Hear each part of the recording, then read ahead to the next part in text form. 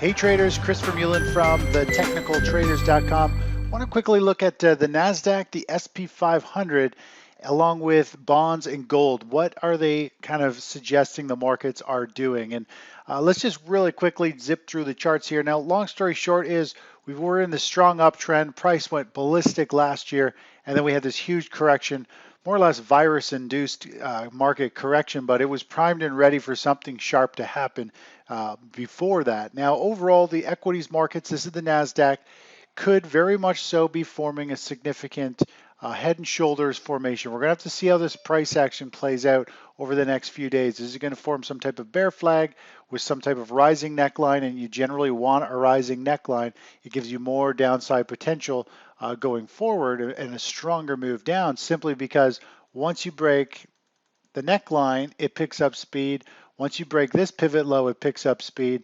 And then you've got this other neckline down over here that once it breaks, it should trigger more selling and create another big wave going further. Much more powerful than even a horizontal or a sloping down neckline. So that's kind of what we're looking for over the next 5 to 7 days going forward. Now that's the NASDAQ. And of course, the NASDAQ is trading here up at this resistance zone. We're right through this whole kind of area where the market consolidated through here in early 2020, broke down and then came back up and hit its head on this level, this kind of resistance zone, and really right across these lows here. And of course, that's where the market poked above for one day last week, reversed, sold off, and then we have come back down to this moving average.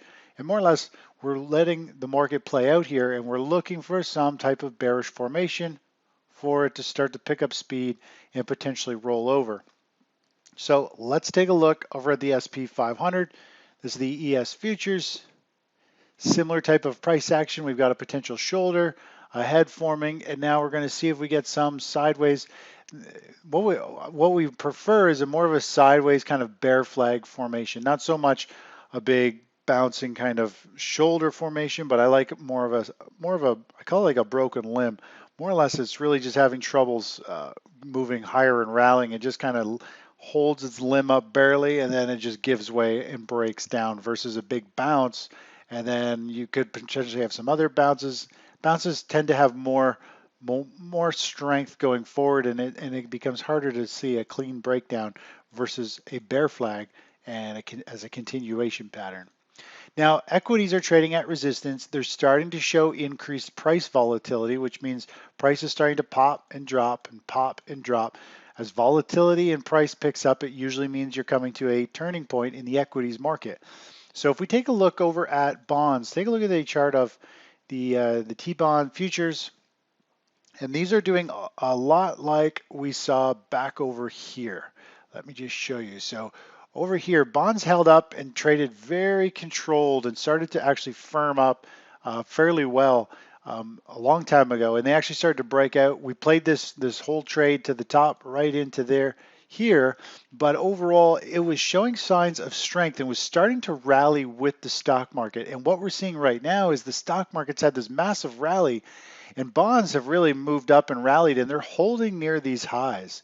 And so big smart money is piling into bonds. Bonds is a massive market, and for bonds to stay up and to keep moving higher, even when the stock market puts in a 35% rally, it goes to show huge money is moving into this sector, even though the stock market is going up, because they are concerned. And that's what we saw right over here, and that's when everything started to fall apart and bonds went ballistic. So I think we're at this point here where the safe haven, the biggest safe haven, is warning us that something big and bad is still lurking, and it's on the verge of unfolding.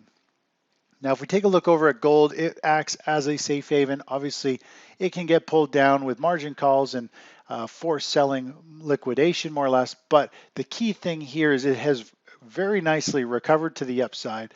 Very strong recovery. It's trading up near the highs in a very bullish formation, and it's primed and ready, indicating there's a lot of big money still moving into gold. It's holding near the highs, and big money is expecting further weakness in the equities market, more fear to hit. And of course, if this starts to rally, we're going back up we'll be looking at the 1900 probably to the upside if this starts to break out. So we got some pretty good potential in the safe haven plays. The equities markets are setting up for what looks to be a top. Overall, it looks like we should be along the safe havens or looking to get long the safe havens and potentially inverse play on the equities markets, an inverse ETF, which will rise. So that's all for now. Take care. Bye-bye.